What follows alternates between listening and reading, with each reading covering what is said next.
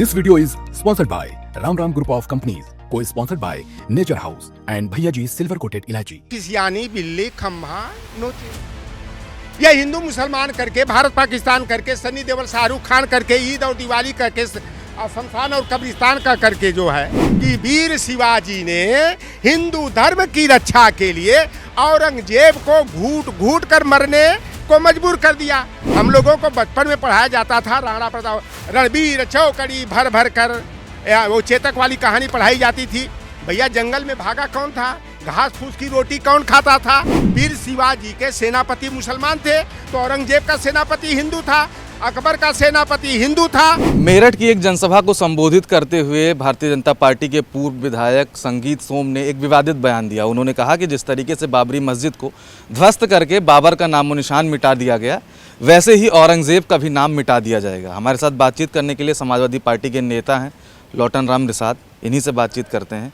Sir, जिस तरीके से औरंगजेब को लेकर एक विवादित बयान दिया है, उन्होंने कहा है कि जैसे अयोध्या में बाबरी मस्जिद को ध्वस्त किया गया और बाबर का नामो निशान मिटा दिया गया, अब औरंगजेब की बारी है, औरंगजेब को भी मिटाकर उनका भी नामो निशान खत्म कर दिया जाएगा। देखिए, पहली तो बात की संगीत सोम जो इस तरह का विवादित बयान दिए हैं, एक कहावत हमारे यहाँ कही जाती है, किसियानी बिल्ली खम्भा नोचे। यह हिंदू मुसलमान करके, भारत पाकिस्तान करके, सनी देओल शाहरुख खान करके, ईद और दिवाली करके, शमशान और कब्रिस्तान का करके जो है जिस तरह जनता को गुमराह किए थे और संगीत सोम को विधायक बनाया गया था, लेकिन जो हमारे लोगों की आंख पर पट्टी बंधी, आप जैसे पत्रकार, सम्मानित पत्रकार बंधुओं ने उनकी पट्टी को हटा करने का काम किया और हमारा छोटा भाई सरदाना में अतुल प्रधान ने ऐसा पटखनी दिया कि संगीत सोम बेहोश हो गए थे, काउंटिंग से भाग पड़े थे। ये सोच रहे कि 2027 में कहीं हम समर जीत जाएं, तो भैया अभी पिछली बार तो 30,000 से हारे थे, इस बार 60,000 प्लस से ये हारेंगे। और इस तरह का ये बयान दे करके देश में सांप्रदायिक दंगा कराना चाहते हैं, नफरत की राजनीति को बढ़ाने का काम कर रहे हैं। लेकिन मेन स्ट्रीम की मीडिया तो केवल मोदी और योगी करने के बखान में जुड़ी हुई है, लेकिन आप जैसे सम्मानित पत्रकार जो हैं, जनता को जो है सही राह दिखाने का और उनको जो है लोकतंत्र संविधान को बचाने का, और भारतीय जनता पार्टी के जो कुकर्म हैं, देश विरोधी षड्यंत्र हैं। आप देखें ना, कैसरबाग में कौन पकड़ी गई थी? क्या नाम था? कौन तिवारी थी? वो कौन थी? अब यही नेहा शर्मा पकड़ी गई हैं, जहाँ हथियार तोप और बारूद बनता है कानपुर में। ये पाकिस्तान से इन लोगों का नेटवर्क जुड़ा है। ये भैया देखो, हमारे आपके नहीं है, न तो ये अगड़ों के हैं और न तो ये पिछड़ों के हैं, न दलितों के हैं, न मुसलमानों के हैं। ये रिश्तेदार बनाना होगा मुख्तार अब्बास नकवी, सलमान हुसैन, मोहम्मद करीम को, तो इनको हिंदू मुसलमान नहीं दिखाई देगा। आज भाई ज़रूरत क्या है? हमारे पढ़े लिखे, चाहे ब्राह्मण के बेटे हों, चाहे निषाद राजभर चौहान के, चमार पासी धरकार के, बसफोर के, खटिक के हों, पढ़े लिखे बेटे और बेटियों को नौकरी और रोजगार चाहिए। तो उत्तर प्रदेश की सरकार, केंद्र की सरकार नौकरी रोजगार तो दे नहीं रही है। अरे भैया, जब नौकरी रोजगार नहीं रहेगा तो भूखे नंगे रहेंगे। तो यह देश की जनता को कंगाल बनाना चाहते हैं। और संगीत सोम यह हिंदू हैं। अरे भैया, संगीत सोम के संरक्षण में कितने स्लाटर हाउस चल रहे हैं? क्या संगीत सोम को नहीं मालूम है कि मुजफ्फरनगर में, गाजियाबाद में, बुलंदशहर में जो स्लाटर हाउस चल रहा है वो कौन चला रहे हैं? अभी जो है कि कई ट्रक जो है गोमांस और बीफ मांस पकड़ा गया था बुलंदशहर में, उसमें कितने हिंदू थे भाई? मुसलमान थे। 9 में 1 मुसलमान का नाम का कहाँ से दुर्भाग्य से आ गया था। आप देख लो भैया, तिरुपति बालाजी के मंदिर में कहा गया कि पशुओं की चर्बी से जो है वहाँ का लड्डू चढ़ रहा है, तो लड्डू बनाने वाला कौन था? कोई मुसलमान था?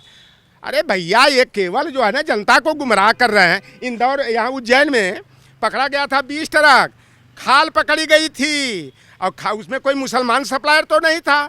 देश एक चीज़ में तरक्की किया है, जब से मोदी जी देश के प्रधानमंत्री बने हैं, तो जो बीफ एक्सपोर्ट में भारत नंबर 1 पर है। सबसे ज़्यादा विदेशी मुद्रा अगर आ रही है तो बीफ सप्लाई से आ रही है। गोरक्षक नहीं है भैया, गो भक्षक है। और ये केवल औरंगजेब कर रहे हैं। पहले तो संगीत सोम इतिहास पढ़ लीजिए। ये बाबरी मस्जिद बाबर ने नहीं बनवाया था, मस्जिद नहीं था, वह मठ का स्तूप था। और इसमें बौद्ध धर्म में बाबरी जो है, एक जैसे हिंदू धर्म में वैष्णव हैं, शैव हैं, शाक्त हैं, उसी तरह से एक शाखा रही है बौद्ध धर्म की। औरंगजेब उस समय पेशवा लोग तो खूब मरवा रहे थे, पिछड़ों दलितों वंचितों को पेशवाई कर रहे थे, औरंगजेब को अपने अंगुरी पर नचवा रहे थे, संभाजी राव को की हत्या कराने का काम किए थे। और जोगी जी एक बयान दिए थे 4-5 दिन पहले, बड़े हंसी पड़ता है। जोगी जी को बता, कहीं सुने थे कि बीएससी किए हैं लगता है, लेकिन मोदी जी की डिग्री का जैसे पता नहीं है 4 के बाद, तो ये जोगी जी वाली डिग्री पर भी आशंका हो रही है। इसलिए आशंका हो रही है, पहले तो 46 में 56 यादव की बात करते थे एसडीएम की, 46 में 56। अरे भैया 46 में 56 कहाँ से हो जाएगा? 86 और 46 में अंतर नहीं मालूम है। अभी बयान इन्होंने दिया था कि वीर शिवाजी ने हिंदू धर्म की रक्षा के लिए औरंगजेब को घूट घूट कर मरने को मजबूर कर दिया। औरंगजेब का जन्म कहाँ हुआ था? आज के गुजरात के दाहोद में। और मृत्यु कहाँ हुई थी? महाराष्ट्र के अहमदनगर में। 1961 से पहले गुजरात, महाराष्ट्र और गोवा एक ही था। और वीर शिवाजी की मौत कब हुई? जोगी जी इतिहास पढ़ लीजिएगा, देखिए ये चैनल को देख लीजिएगा। 1680 में वीर शिवाजी की मौत हो गई थी और औरंगजेब की मौत 1707 ईस्वी में हुई थी। दूसरी बात जोगी जी ने बोला कि राणा प्रताप ने अकबर को खदेड़ डाला। अरे दोनों बार हल्दी घाटी का युद्ध हुआ तो अकबर और राणा प्रताप में लड़ाई नहीं हुई थी।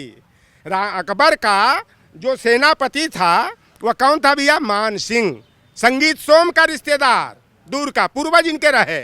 जयचंद इन हम लोग का रिश्तेदार, हमारे का रिश्तेदार नहीं हैं। तो इनको इतिहास का ज्ञान नहीं। हम लोगों को बचपन में पढ़ाया जाता था राणा प्रताप, रणबीर चौकड़ी भर भर कर, वो चेतक वाली कहानी पढ़ाई जाती थी। भैया जंगल में भागा कौन था? घास फूस की रोटी कौन खाता था? राणा प्रताप जी ना। तो ये झूठा इतिहास परोस कर ये जनता को गुमराह करने का काम करते। और मैं भी कहता हूँ, मैं औरंगजेब का, चाहे अकबर का, बाबर का, हुमायूं का, शाहजहां का, बहादुर शाह जफर का, बहादुर शाह जफर तो 1857 का संग्राम भी लड़े थे, उनको फांसी दे दी गई रंगून में।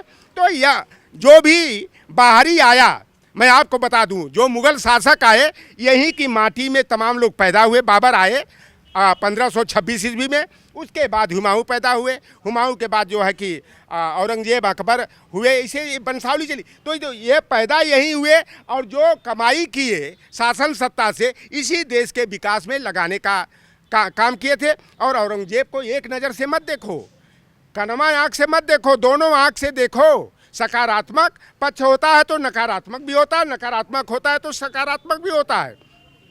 आप जाएंगे प्रयागराज के संगम पर तो वहाँ पर सोमेश्वर महादेव मंदिर बना है।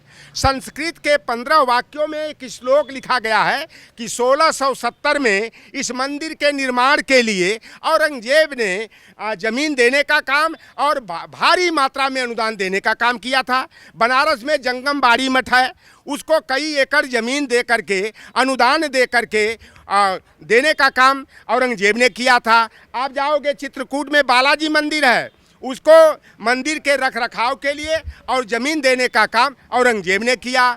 आप वृंदावन मथुरा में चले जाएंगे, दाऊ जी मंदिर के रखरखाव तरक्की के लिए, पूजा पाठ की व्यवस्था के लिए, इसीलिए जो तमाम 5 गांवों की जागीर दी गई थी, आज भी चल रहा है। सरंजय में जैन मंदिर है, उसको जमीन और अनुदान औरंगजेब ने दिया। आप चले जाओगे, ये महाकालेश्वर मंदिर है, उसको जमीन और अनुदान देने का काम औरंगजेब ने किया। और एक कामाख्या मंदिर को बनाने में, एक और शिव का मंदिर था असम में बना, उसको दान अनुदान और मदद देने का काम औरंगजेब ने किया। नहीं, इसीलिए तो तमाम जो हिंदू राजा महाराजा थे, तमाम हिंदू शासक थे, वो भी औरंगजेब के साथ थे। ऐसा नहीं सब औरंगजेब के खिलाफ ही थे। औरंगजेब का सेनापति भी हिंदू थे भाई। लेकिन संगीत सोम ने यह भी कहा है कि जो औरंगजेब था उसकी तुलना समाजवादी पार्टी के मुखिया अखिलेश यादव से की है, कांग्रेस के नेता राहुल गांधी से की है। तो इसे किस तरीके से देखते हैं? देखिए, राहुल गांधी और अखिलेश यादव के परिवार के लोग, पूर्वज के लोग, अकबर से मुगल शासकों को जीजा और दामाद नहीं बनाने का काम किया। कौन जीजा और दामाद बनाया? मान सिंह जयचंद ने किससे रिश्तेदारी किया?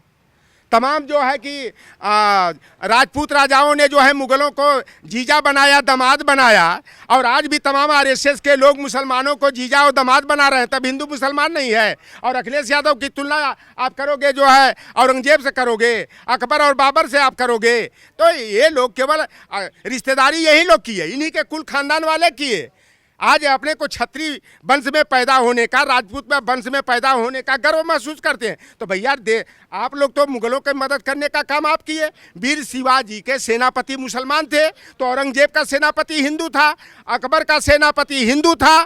तो ये लाभ जहाँ मिले तो कोई बात नहीं। ये पहले भैया ये मनुवाद को और मनुस्मृति के विधान को लागू करके हमारे पीढ़ी के लोगों को गुलाम बनाने का काम पेशवा लोगों ने औरंगजेब से कराया।